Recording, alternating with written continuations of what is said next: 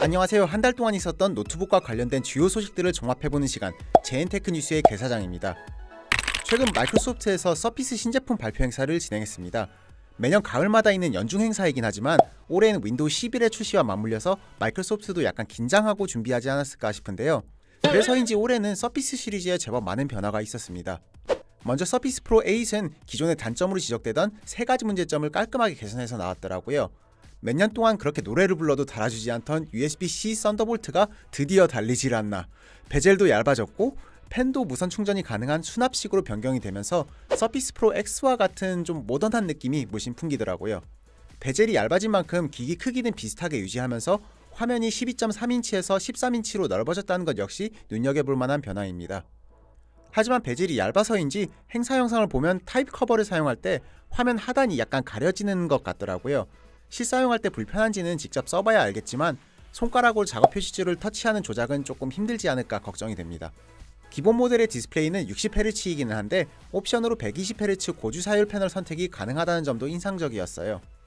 많은 변화가 있었던 서피스 프로 8과는 달리 서피스 고 3는 2세대와 달라진 것이 거의 없는 모습이었습니다. 신형 설계나 무선 충전 방식의 슬림펜이 적용된 것도 아니고 CPU도 인텔 11세대가 아니라 10세대라서 여러모로 애매한 느낌이 많이 났어요. 서피스 고2를 이미 보유하고 계시다면 이번 세대는 쿨하게 패스하셔도 되지 않을까 싶어요. 서피스 랩탑 스튜디오는 기존의 서피스북 시리즈를 계승하는 신형 모델입니다. 더 이상 디스플레이가 탈착되지 않은 대신 디스플레이를 완전히 접어서 두꺼운 태블릿처럼 활용할 수 있는 구조인데 펜 입력이 잦은 크리에이터들을 위한 제품이라고 보시면 되겠습니다. 아무래도 디스플레이 탈착 구조가 가지는 물리적인 한계와 비싼 생산 단가를 감당하기 힘들어서 약간 노선을 변경한 것이 아닐까 싶은데요. 이미 에이서 컨셉 D 이젤 시리즈에서 여러 번 시도됐던 설계라서 더 이상 서피스북 시절의 유니크한 감성은 많이 사라졌지만 가격 대비 활용도는 더 좋아질 것으로 기대가 됩니다. 그리고 사소한 디테일이긴 한데 서피스 랩탑 스튜디오는 윈도우 노트북 중 최초로 햅틱 트랙패드를 사용한다고 하더라고요. 햅틱 트랙패드는 주로 맥북 시리즈에서만 사용이 됐었는데 이제 윈도우 노트북에서도 맥북 수준의 고급 트랙패드를 만나볼 수 있게 될 것인지 기대가 됩니다. 이번 신형 서피스 시리즈에 대해 더 얘기하고 싶은데 그러면 영상이 너무 길어지니까 일단 화면의 간단한 스펙과 가격 정도를 보여드린 선에서 마무리하고 세부적인 내용이 궁금하신 분들은 고정 댓글에 블로그 링크를 참고해주시면 감사하겠습니다. 최근에 TPM 2.0 보안 모듈이 크게 이슈가 됐었던 적이 있었죠. 바로 윈도우 11을 설치하기 위해서는 TPM 2.0이라는 보안 칩이 필요했기 때문인데요. 신형 PC나 노트북도 TPM 2.0 칩이 없을 경우에는 윈도우 11 설치가 불가능해서 요구 사양에 대한 불만의 목소리가 많았습니다. 다행히 현재는 마이크로소프트가 사용자들의 항의 때문인지 결국 TPM 2.0 없이도 윈도우 11을 설치할 수 있도록 바꿔주긴 했지만요.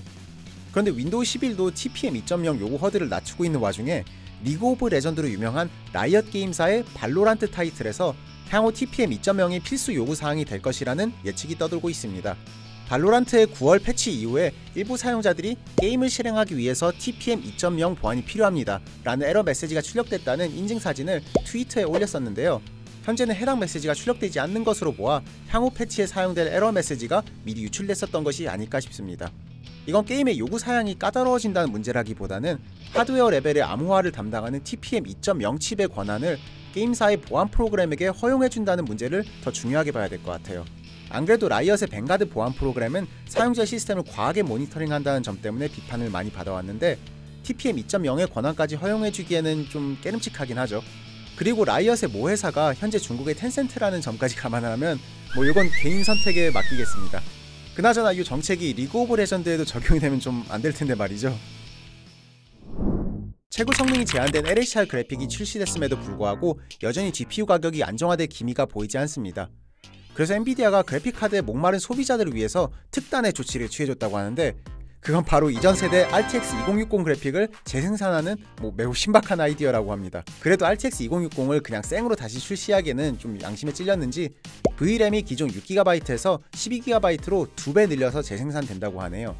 물론 RTX 2060도 충분히 현역급 성능의 GPU이긴 한데 소비자가 원하는 건 합리적인 가격대의 RTX 3000번대 그래픽이지 구형 그래픽의 재탕은 아니지 않을까요? 심지어 RTX 3000번대 슈퍼 시리즈도 곧 출시가 된다고 하는 것으로 봐서는 아직도 충분히 RTX 3000번대 생산을 늘릴 여력이 있는 것이 아닐까 싶기도 한데 말이죠. 어찌됐건 RTX 3000번대 슈퍼 시리즈가 출시된다는 소식에 발맞춰서 AMD도 뭔가 준비하고 있는 것으로 보입니다.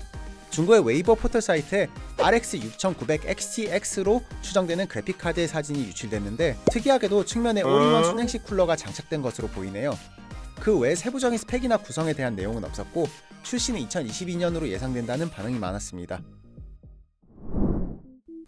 지난달에도 영국 정부가 안보 문제 때문에 엔비디아 암 인수에 개입할 가능성이 있다는 소식을 전달했었는데요.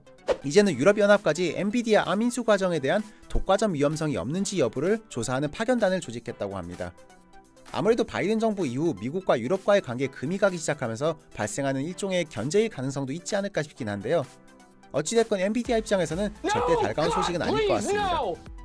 그런데 엎친 데 덮친 격으로 암 내부에서 또 의외의 사건이 하나 터졌어요.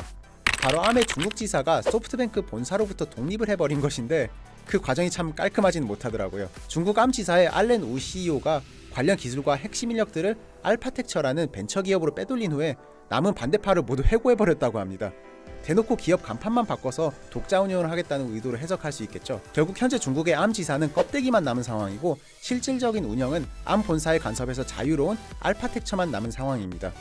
엔비디아 혹시라도 암을 성공적으로 인수하게 된다면 중국 지사의 문제를 어떻게 해결해갈지도 궁금해지긴 하네요. AMD가 최근에 공식적으로 암 기반의 칩을 제작할 의향이 있다고 밝혔습니다. 지난 1년 동안 AMD가 빅리틀 코어 구조에 대한 특허를 등록하거나 CEO인 리사 수가 비공식적인 자리에서 암 프로세서 생산도 고려하고 있다 정도의 발언만 있었는데 공식적으로 못 박은 것은 제가 알기로 이번이 처음입니다. 결국 인텔과 엔비디아에 이어서 AMD까지 기존의 칩 설계 강자들이 모두 암 프로세서 시장에 뛰어든 셈이라 앞으로 경쟁이 더욱 치열해질 것으로 예상이 됩니다. 그런 와중에 엔비디아가 무사히 암을 인수할 수 있을지도 주요 관전 포인트가 되겠네요. 사실 이런 암칩의 대중화를 선도한 것은 애플이라고 해도 과언이 아니겠죠. 올해 초 암 기반의 M1 칩의 성능과 전력 효율이 혁신적이라고 평가할 수 있을 정도로 좋았으니까요. 그럼에도 불구하고 애플은 암에만 올인하는 것이 아니라 최근에는 리스크5 아키텍처 기술자들을 대거 고용하기 시작했다고 합니다. 참고로 리스크5는 암과 유사하지만 오픈소스라서 누구든지 수정이 가능한 아키텍처라 보시면 되는데 최근에 암을 대체할 수 있는 아키텍처로 매우 주목을 받고 있습니다. 아마 애플도 엔비디아의 암 인수로 인한 독과점 문제가 생기더라도 리스크5로 바로 노선을 변경할 수 있도록 미리 대비를 해두는 것이 아닐까 싶네요. 최근에 개최했던 2021년 9월 애플 이벤트에서 많은 사람들이 M1 X 칩 기반의 맥북 프로 소식도 기대하고 계셨을 건데 모바일 기기 소개만으로 끝나서 저희 채널 구독자분들은 많이 아쉬웠을 거라고 생각해요. 떠도는 루머에 따르면 10월 중순에 맥북과 M1 X 칩과 관련된 별도의 발표 행사가 있을 것이라고 하니까 그때를 기대해보셔도 될 것 같습니다. CPU와 GPU 시장에서 이런 혼돈의 도가니가 펼쳐지고 있는 와중에 세계 최대의 파운드리인 TSMC가 칩 가격을 최소 10에서 20%까지 일괄적으로 인상할 예정이라고 합니다. 이에 대한 부정적인 여파로는 당연히 전자기기의 시세가 상승할 가능성이 높다는 것이겠죠. 하지만 굳이 긍정적인 측면을 보자면 TSMC의 경쟁사인 삼성 입장에서는 가격 경쟁력을 앞세울 여지가 생긴다는 것이겠고 단가가 높아짐으로 인해 오히려 반도체의 수요와 공급이 일시적으로 안정화되면서 시장이 숨을 고를 수 있는 시간을 가질 수 있다고 볼 수 있겠습니다. 과연 TSMC의 가격 인상 결정이 어떤 결과로 소비자들에게 돌아올지 궁금해집니다. 이상으로 9월에 준비한 노트북 관련 소식은 여기까지입니다.